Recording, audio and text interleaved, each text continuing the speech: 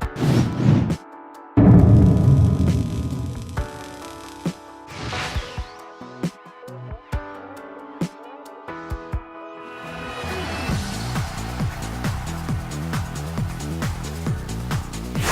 de qué vamos a hablar? Vamos a hablar de las empresas familiares y desde el contexto de cómo trabajamos en aquellas empresas familiares de las que formamos parte y por sobre todo hacia dónde vamos. ¿Por qué? Porque es un momento de reflexión. Se está yendo el año. Tenemos que evaluar cómo vamos a estar en el 2012, cuáles van a ser los planes que vamos a desarrollar en el próximo año y también, por sobre todo, cuáles van a ser las metas, cómo las vamos a lograr. Actuamos en una empresa familiar donde papá, el fundador de la empresa, o mamá, que está también allí, son los que dirigen la familia. Son los que siempre nos han dicho qué hacer, cómo hacer, nos han corregido. Y ahora resulta que gracias a la empresa, los hijos han podido estudiar, han podido capacitarse, quizás ya tengan experiencia, pero en la empresa papá sigue siendo el jefe y es el que dice cómo se deben hacer las cosas. Pero los hijos ya con el estudio, con una nueva visión del mercado, dicen, no, vamos a cambiar, vamos a hacer esto. Y empiezan los roces. O a veces el que debería de ser el gerente general de la empresa es Juancito, porque él es el hijo mayor. Pero quizás María o quizás Pedro estén mejor capacitados para ese cargo. ¿Cómo manejar ese concepto afectivo, emocional, que es muy común en el relacionamiento familiar sin que nos afecte, digamos, la sustentabilidad de la empresa? Se estima que el 90% de las empresas en Paraguay son empresas familiares, es decir, están constituidas por familias o por personas muy allegadas de un solo grupo. Pero 8 de cada 10 empresas mueren antes de llegar al tercer año de vida. Fíjese, 8 de cada 10. Todo ese esfuerzo por desarrollar una empresa, por crear la empresa, esfuerzo económico y esfuerzo también de tiempo y de energía que lleva una persona o una familia para desarrollar una empresa. Pero solamente 8 de cada 10 sobreviven al tercer año. En nuestro país, la generación de empleos es bastante menor que la cantidad de personas desempleadas sumadas a la cantidad de jóvenes que cada año cumplen 18 años y se suman a la fuerza laboral. Entonces, en vez de buscar empleo, lo que hacemos es crear oportunidades. Las empresas familiares son eso, son una generación constante de oportunidades, en donde la familia recibe ingresos gracias a su labor. Sí, perfecto. Pero hay 3 puntos que tenemos que señalar de las empresas familiares y que ciertamente Dimas, de una y otra forma, nos lo estuvo diciendo. Tenemos que separar las relaciones. Las relaciones laborales son unas, las relaciones familiares son otras. Cuidado con llevar el problema familiar a la empresa o viceversa. La familia debe ser afectiva, pero la empresa debe ser sustentable. Es en la empresa donde tenemos que tener metas, donde tenemos que tener programación, donde tenemos que tener organización y por sobre todo tenemos que tener una actitud profesional. La sucesión de gestión y la repartición de bienes también se debe hacer en forma organizada. Esto no siempre es muy agradable escuchar. Pero ¿cómo? Yo estoy vivo y acá ya me quieren luego sacar lo poco que tengo.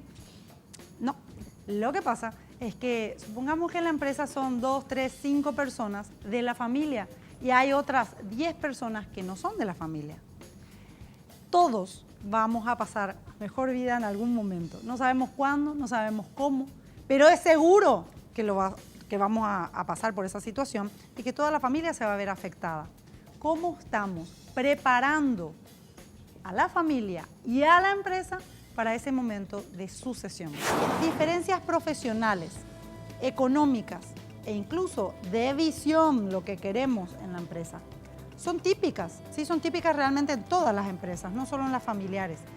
Pero en las empresas familiares, ¿quién las debe resolver?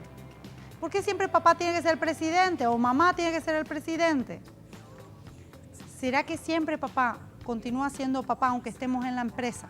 O peor, estamos en la empresa, tenemos un conflicto y ahora aquí en la casa, en medio del almuerzo, en medio de la cena, surge este tema de la empresa y terminamos todos peleados. ¿Cómo podemos diferenciar esos momentos? En realidad es muy difícil. Es bastante difícil, pero no todo en la empresa familiar es negativo. La empresa familiar tiene algo valiosísimo, por lo cual podría yo decirle que es la búsqueda constante de cualquier otra empresa. Gastan fortunas tratando de lograr lo que las empresas familiares lo tienen en forma natural, que es la confianza.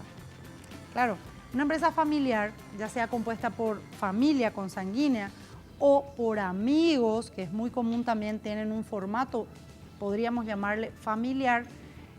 Estas empresas tienen un círculo de confianza, un vínculo afectivo entre sus miembros que hace que sea totalmente diferente a las otras empresas. Las otras empresas hacen talleres, hacen indoor, hacen outdoor, contratan consultores, desarrollan actividades, hacen lo imposible para poder lograr lo que las empresas familiares lo tienen en forma natural. Pero, ¿cuántas veces logramos que las empresas familiares entiendan de que esa es una ventaja? Pocas veces porque utilizamos la confianza para, digamos, sobrepasarnos en nuestras funciones. Esta es una situación bastante común en la familia. Los hermanitos peleando, ¿y qué hacemos los papás? A veces decimos, no oigo, no veo, no digo. Y eso es bastante fácil por lo menos mientras ellos no se lastiman, ¿verdad? Pero cuando eso se traduce o se traslada mejor a la empresa, el precio es muy alto. Paga toda la organización cuando papá y mamá hacen oídos sordos. Ahí paga toda la organización porque cuando estamos frente a una dificultad, la tenemos que poder solucionar como una oportunidad. Cuando el problema es pequeñito, es mucho más fácil de solucionarlo. No lo dejen crecer. Cuando terminamos todos peleados, es porque evidentemente estamos arrastrando algo desde hace largo rato. Entonces, no dejemos crecer los problemas, conversemos lo antes posible. Hay algo que nos molesta, planteemos ya el tema, pongámoslo sobre la mesa y discutamos cómo lo vamos a solucionar. El más capacitado es quien debería de asumir ese liderazgo en la empresa, que no precisamente es el papá. A lo mejor el papá fue fundador, pero en este momento el más capacitado es uno de los hijos.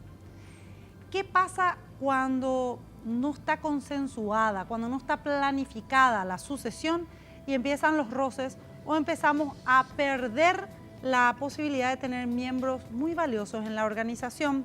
¿Quiénes son los miembros valiosos? Hijos, claro, los hijos que han sido capacitados, que han sido entrenados, que ya tienen la experiencia, ya tienen quizás incluso los títulos que le habilitan, pero no se pueden llevar bien, van a preferir salir de la empresa a no seguir esa discusión eterna con la familia. Entonces la organización pierde.